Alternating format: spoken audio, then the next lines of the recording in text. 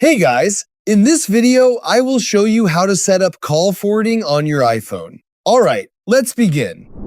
There are two ways to enable call forwarding, depending on whether your carrier supports the built-in option. First, open the Settings app, then go to Apps Phone. If your carrier supports call forwarding, you'll see a call forwarding option. Tap it, turn it on, then enter the phone number where you'd like your incoming calls to be forwarded. Once saved, all incoming calls will automatically be redirected to that number. If you don't see the call forwarding option, your carrier may require a dial code instead. Open the phone app and go to the keypad. Dial *72, followed by the phone number you want to forward calls to, including the area code. Then tap the call button.